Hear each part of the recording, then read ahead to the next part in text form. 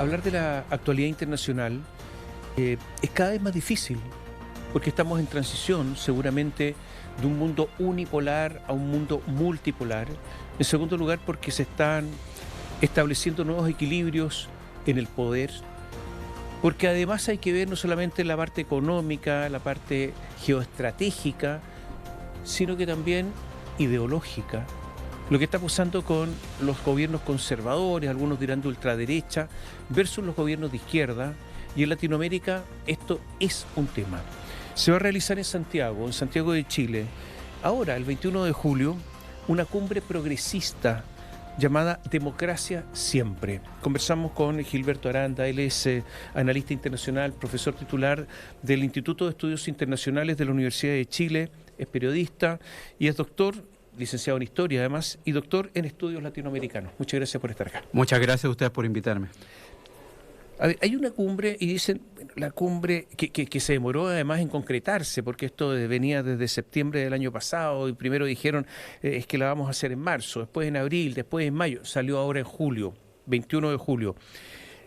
Y es una cumbre de presidentes de Estado, presidentes de gobierno, el caso de Pedro Sánchez, de líderes progresistas. ¿Qué sentido tiene hacer hoy día una cumbre en Santiago de Chile de líderes progresistas? Bueno, desde luego está el tema coyuntural y está el tema declaratorio, el contenido específico. En el contenido específico nos explican que se trata de una cumbre con propósitos de hablar acerca de la crisis de la democracia que estamos experimentando, del multilateralismo, de las desigualdades y el tratamiento de la desinformación. Pero está lo coyuntural, que es una región que cada vez cuenta menos para los grandes centros de poder y que básicamente es terreno de disputa en sentido comercial entre Estados Unidos y China, pero además con estos tarifazos a la orden del día. Entonces, claramente me parece que también es una respuesta a la crisis que se tiene y a la coyuntura específica.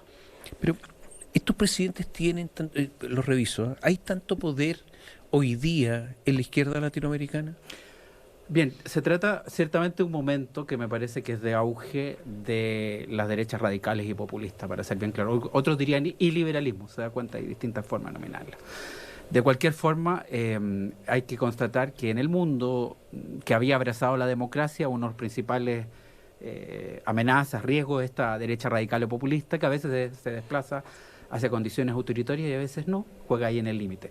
Yo diría que en América Latina, que eso tal vez es una parte que también hay que ser bien claro y decirlo, los autoritarismos, todo lo que he dicho antes es válido, pero además habría que agregar que en América Latina también está la amenaza de izquierdas que se desplazaron hacia el autoritarismo, que son bien claros los casos de Nicaragua, de Venezuela y otros.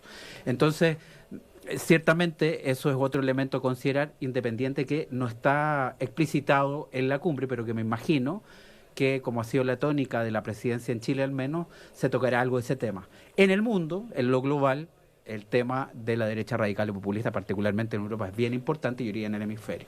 Ahora, uno habla de derecha radical. ¿Qué es lo que es la derecha? ¿Es radical? ¿Es conservadora? No es lo mismo, yo creo, porque son derechas que respetan el régimen democrático. ¿Hay izquierda radical también? Sí, claro, desde luego que hay izquierdas radicales. Y lo que dije antes vale para aquello, es decir, evidentemente la experiencia venezolana, que es tal vez de las que más conozco y que trabajé como investigador, es una experiencia que se inicia con una demanda de cambio y de justicia social, que además tuvo una resonancia en la gente, pero que derivó en otra cosa, con toda claridad a partir de 2014, cuando hay un cambio de gobierno por el actual presidente y todo lo que ha venido después. Incluso Amnistía en estos días ha dicho que hay casos de crímenes de lesa humanidad, bien claro, en algunos casos. Pero por ejemplo, mira, vienen a esta cumbre a Santiago de Chile, Lula da Silva, que ha sido muy ambiguo con respecto al régimen venezolano. Incluso le dijo una vez a Maduro que su problema era de relato. No es de lo que usted está haciendo, sino cómo cuenta lo que está haciendo. Gustavo Petro, ¿para qué decir? También. Gabriel Boric, que ha sido crítico, pero no crítico de Cuba. Sí, esa es la línea roja. Esa es la línea roja, Cuba. Eso tiene que ver con la alianza que está en el poder, donde Cuba juega un papel de referencia también. Y Pedro Sánchez, que también ha sido un poco ambiguo en algunos aspectos. Y hay un presidente que me parece que es muy distinto, que es Yamandu Orsi, que es el presidente uruguayo, que sí, es de izquierda, pero tiene una política económica muy liberal, no socialista. Entonces, ¿qué tienen que ver unos con otros? ¿Qué tienen que ver con la izquierda? Resulta que Lula da Silva está con Rusia, le gusta, no condena la invasión rusa, y Boric sí. ¿Se entiende algo? ¿Esta es una mezcolanza que no se entiende? Bueno, a ver, vamos por partes. Sí. Yo creo que Brasil, Nixon lo dijo una vez, en otros tiempos, donde vaya Brasil va a ir Latinoamérica. Yo creo que Chile debe tener independiente el presidente. Hoy día será Lula, en otro momento será otro presidente. Tiene que tener es bueno que tenga una buena interacción con Brasil. Luego, me parece que hay algunos matices. Yo donde voy a decir que hay un grado de ambigüedad máximo respecto a lo que pasó en Venezuela es en el caso de Colombia. Yo en eso voy a suscribir lo que usted dijo. Creo que hay diferencias respecto a Lula, lo que decían sus primeras administraciones, quizá al principio de esta nueva administración, y lo que fue diciendo después, porque la verdad es que los BRICS vetó a Venezuela. Y eso no es un hecho menor, es un hecho bien importante, que significa que una salida de sobrevivencia ante la crisis económica y política que tiene Venezuela se le obstruyó. Así que yo diría que tiene una posición menos que ambigua, pero clara, no es de condena rotunda y categórica. En el sentido, lo que ha pasado en España y Chile me parece mucho más cercano. Por lo tanto, si podemos constatar de que son gobiernos que frente a cuestiones de la izquierda son variopintos, sí. Sin embargo, ¿qué tienen en común? Bueno, están muy preocupados por el avance de la derecha radical y populista, que dije también creo que existe una izquierda radical, pero están preocupados de eso, que es un tema, yo diría, más global y hemisférico. El de la izquierda que hemos visto es un tema más local. Y luego está Orsi, que proviene también de una cultura política distinta, una como la que tenía Chile hace unos dos décadas atrás, que era una cultura de entendimiento, de no cambiar ni variar alguna estrategia en forma completa. Es otro contexto. Todavía Uruguay se mantiene en ese sentido como una isla propicia para el consenso y el diálogo, que se empieza a echar de menos en varios países, algo en Chile también. Yo me pregunto cómo llegan estos presidentes a la cumbre. Una cosa es lo que quieren, una cosa es lo que representan, y cómo llegan. ¿Llegan enteros? ¿Llegan lesionados? ¿A eso me refiero? ¿O no? ¿Cómo llegan estos presidentes? Bueno, yo estuve hace unas semanas en España y también hice una visita a Hungría y a Serbia, ¿no? En Hungría, fíjese que hay hoy un caso de derecha radical y populista que se deslizó, yo creo, a un límite bien riesgoso. Pero volviendo a España, ciertamente estamos ante un gobierno que está en una situación, una tesitura muy compleja por los casos de corrupción. Tenemos que decirle a la gente que incluso un país que es uno de los que más creció en 2024 de la Unión Europea, con un 3,2%, frente a otros países como Alemania, que más bien decayó económicamente, y Francia, que apenas un 1 y fracción, la economía española crece con una tasa de desempleo que es preocupante, que es alrededor de un 10%. O sea, tiene algunos síntomas macroeconómicos contradictorios, pero con un crecimiento importante. Sin embargo, ¿cuál ha sido el talón de Aquiles? Y eso es lo que las democracias tienen que estar en guardia frente a eso, la cuestión de la corrupción. Hay casos que de alguna manera los están más que salpicando, están desde adentro de lo que ha sido este gobierno, de exministros de Estado que están en tramas por licitación de obras públicas o de otro tipo de cuestiones a través de tráfico de influencia y otros que tienen, y de pagos, ¿no? Que tiene muy complicado el gobierno, y que hay que decirlo, hoy día estamos en una pausa y podríamos ver quizás, yo creo que en ese momento de inflexión, o se llama elecciones o continúa.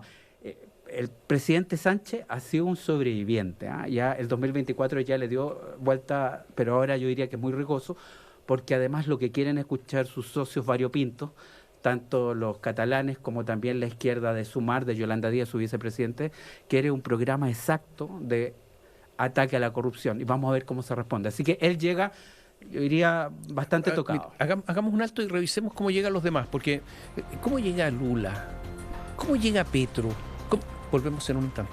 Estamos con Gilberto Aranda, analista internacional, doctor en estudios latinoamericanos, sobre lo que está pasando en Latinoamérica y principalmente con esta cumbre progresista llamada Democracia Siempre, que se va a realizar en Santiago de Chile el 21 de julio. La pregunta quedó planteada: ¿cómo llegan estos presidentes? Sánchez llega herido.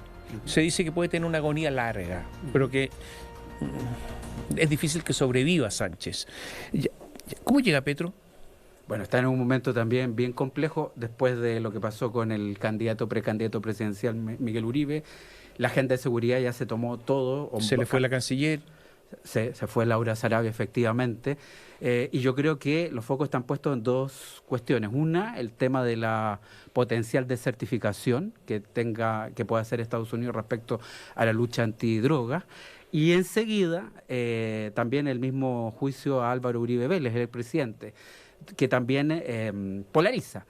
Por lo tanto, yo diría que está en una tesitura bastante complicada, donde la oposición está siendo muy estridente en exigir mayores dosis, más que dosis, una respuesta clara a la cuestión de la inseguridad, y ciertamente su estilo afín al posteo, a X, al adjetivo, muchas veces no ayuda mucho. Mire, yo voy a decir algo que a lo mejor no es muy políticamente correcto, pero son completamente diferentes al presidente Trump. No cabe la menor duda que tienen visiones de mundo totalmente distintas, pero tiene un estilo que tiene varios puntos de encuentro, que es el adjetivo, el verbo. Y bueno, como Colombia es un país de un tamaño menor al de Estados Unidos, muchas veces cuando lo confronta, finalmente tiene que repensarlo. Y Lula da Silva también está débil, ¿o no? Ya, yo ahí diría que vamos a ver cómo sale de esta coyuntura, o concretamente el tarifazo, porque sabemos que hace unos días atrás tuvo una rebelión parlamentaria, donde de alguna manera estaban dificultando lo que es la legislatura a partir de los proyectos del gobierno. Pero yo tengo la impresión que lo que ha ocurrido como sabemos que el presidente Trump es un gran apostador político, a eso me refiero, así como con Canadá hizo que el candidato conservador finalmente perdiera y el liberal fuera elegido, esto puede dar una dosis de aliento al mismo gobierno de Lula, porque estamos hablando de un país bastante nacionalista, donde incluso los diarios más conservadores de San Pablo han dicho de que no hay que rendirse ni hay que agacharse ante todo lo que diga Estados Unidos. Entonces ya se acaba de firmar lo que es la respuesta al 50% que ha prometido Trump, y yo pienso que tenemos que esperar un poco cómo lo asimila la ciudadanía. ¿Para qué se hace la cumbre en Santiago? Leo. Esta será una reunión de trabajo y reflexión, por lo que tendrá una agenda abierta, preparatoria para el encuentro de la Asamblea General de la ONU, que se realizará en septiembre, con 3 ejes de discusión: fortalecimiento de la democracia y el multilateralismo, la reducción de las desigualdades, la lucha contra la desinformación, así como la regulación de las tecnologías emergentes. Se trata de fenómenos globales que requieren la búsqueda de respuesta. Se busca continuar abordando fenómenos que afecten la convivencia cívica, la institucionalidad, tanto a nivel nacional como global. Los valores democráticos se erosionan si no se traducen en respuestas concretas a las urgencias cotidianas de las personas. Yo creo que esta es de una vaguedad. Agenda abierta, aunque uno puede hablar de todo. De verdad, estas reuniones producen efectos concretos. Primero porque valen plata, o sea, aquí se gastan recursos, etcétera, y me imagino que tendrá metas. ¿Hay metas en esta reunión? Bueno, básicamente yo entiendo que hay 3 ejes estructuradores, que lo dije: democracia, multilateralismo 1, 2, desigualdad, que ha sido la agenda histórica de la izquierda, y 3, el tema de la información y tecnología de la información en general. Yo creo que sobre esos puntos se puede llegar a un acuerdo, particularmente el primero. A ver, voy a ser bien claro, las cumbres son desde el Congreso Anfictiónico que hizo Bolívar, bien parte del ADN de América Latina, y en el mundo, después del fin de la Guerra Fría, ha habido una sobrepoblación de cumbres. Pero claramente en un contexto donde las reglas del juego en lo económico y en lo político están siendo desde el centro remecidas y resquebrajadas, los países empiezan a buscar confianzas y apoyo, tal vez de los más ideacionalmente más cercanos. Yo creo que esto también hay que mirarlo como eso, una respuesta. Si usted me pregunta a mí, yo le diría que, mire, que me habría gustado que hubiera sido, en cambio, un poquito más amplia la convocatoria. Me hubiera encantado ver al primer ministro de Canadá, que es un liberal, tal vez al presidente de Costa Rica, por citar alguno, etcétera, para plantear un multilateralismo amplio, y eso es lo que yo pienso que podría haberse agregado, pero en el resto yo creo que son objetivos que responden también a la coyuntura, que es de desazón ante un sistema que parece estar cambiando rápidamente. A ver, Gustavo Petro se va el 2026. Lula da Silva está con hartas dificultades, no sé qué, porque no le ha ido bien económicamente a Lula da Silva. Pedro Sánchez está cayéndose. Gabriel Boric, hay elecciones presidenciales en 4 meses y medio más. En una de esas después no hay nadie de todo esto. Son puros ex. La alternancia. Sí, no, pero la ley, ¿no? ex rápido. O sea, ahora. Sí. Yo sobre todo creo que puede haber cambios importantes en el caso colombiano y lo que dije recién de que estamos en un punto de inflexión en España. Lo de Brasil, creo que todavía hay espacio para ver qué ocurre, sobre todo con las medidas de polarizadoras que de alguna manera emite Estados Unidos, particularmente la administración Trump. Dejo una pregunta planteada. A lo mejor estas cumbres son para personalizar la agenda, para que cada uno vea su propio destino después de, y que por lo tanto están jugando sus propias fichas más que una ficha general.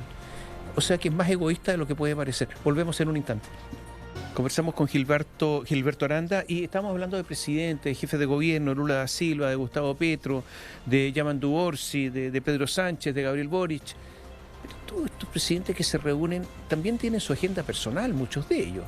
Entonces, estas agendas sirven en realidad para la personalización de la agenda en cada uno de ellos, ¿les sirven a ellos? Son épocas de personalización de la política. Yo creo que lo tenemos bien claro, eso es parte también del programa del populismo y no necesariamente otras experiencias que no son populistas no usen aquello. Pero claramente entre los objetivos implícitos está la perduración de figuras que una vez ya no estén en el poder, en el símbolo del poder, van seguramente a tener una serie de agendas para continuar o su legado o un proyecto a futuro.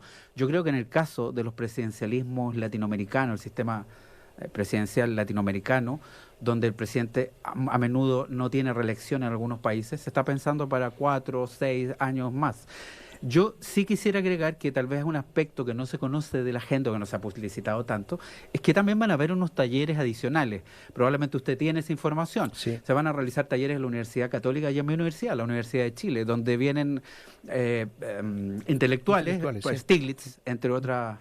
Estamos en tiempo donde también se mira el neo-keynesianismo, hay que decirlo así, y sus soluciones institucionalistas entre la planificación central de la economía y lo que era el libre comercio absoluto. Estamos en tiempos también de aquello, de otras opciones. Y en ese taller le quiero comentar que además están comprometidos algunas think tanks internacionales, como IDEA Internacional, como la Friedrich Ebert, que es la Internacional Socialdemócrata, etcétera. Es decir, además de esta agenda del día 21, usted va a ver que el día 21 y 22 van a haber una serie de otros talleres donde se va a pensar esta cuestión. Ahora, lo importante que son probablemente los resultados, esa es la gran pregunta que tenemos, porque también finalmente esta sobrepoblación de cumbres no deja tanto en algunas ocasiones. Gilberto, yo espero que esta no sea así. Los países latinoamericanos están negociando en estos instantes con Trump, con el gobierno norteamericano, los aranceles. A Chile le colocaron, en general al cobre un 50%. Chile es un gran productor de cobre y por lo tanto impacta. Este tipo de reuniones beneficia, perjudica, no le importa a nadie y por lo tanto da lo mismo en este tipo de relaciones o de negociaciones con Estados Unidos. Hacia Estados Unidos de alguna manera está mirando. A ver, yo quiero ser ¿Mira a Estados Unidos esto o no le importa nada? Bueno, recuerde que Estados Unidos dijo que España era parte de los BRICS, sí. Con lo cual lo revela que probablemente el presidente Trump no tiene una comprensión cabal de cada uno de los aspectos y eso se puede entender porque el mundo es ancho y amplio. Pero llama la atención, sí, decir que España es parte de los BRICS.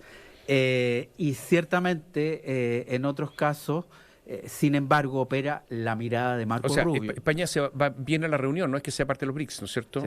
Sí, viene a la reunión. Sí.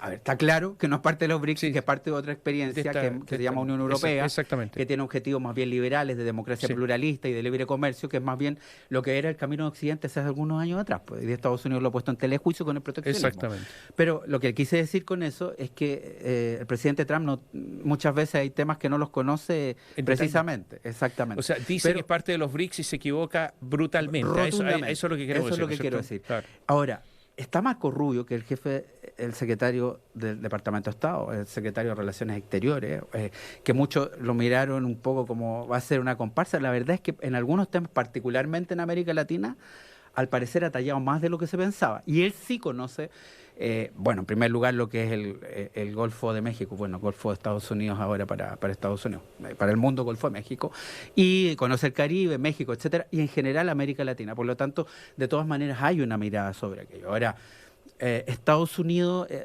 o Trump es sinónimo de incertidumbre. Si usted me dice que cómo lo define una palabra, como ya han dicho otras personas, incertidumbre. Pero entonces, esta si está reunión atento a esta reunión sí, o no, sí. es un enigma. Yo pienso que no va a ser tan trascendente. Yo estuve hablando con algunos medios de comunicación con sede en Estados Unidos y no tenían la más peregrina idea que existía esta reunión. Los pilló un poco en frío, pero tal como usted ha dicho, esto fue anunciado desde septiembre, en la 79, un poco en la trastienda, en la 79 reunión de lo que era Naciones Unidas, y la idea era concretarlo antes de la 80, que es la que viene ahora en septiembre.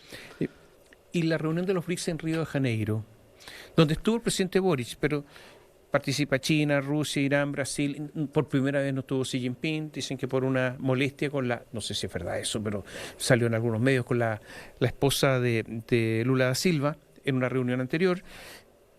¿Le importa a Estados Unidos? Eso sí que le importa más, ¿no?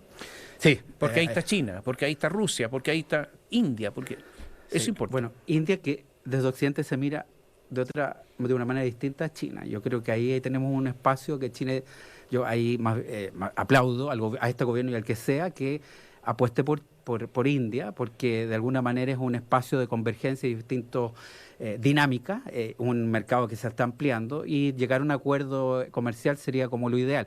Recuerde que también frente a la ruta de la seda, que es como el peligro de Occidente, la ruta de la seda, yo no lo veo, creo que eso tiene matices, pero ciertamente está la ruta de las especies, que es lo que favorece a Europa occidental con India. Pero bueno, en cualquier caso, sí, por supuesto que Estados Unidos se miró con mucha atención a aquello.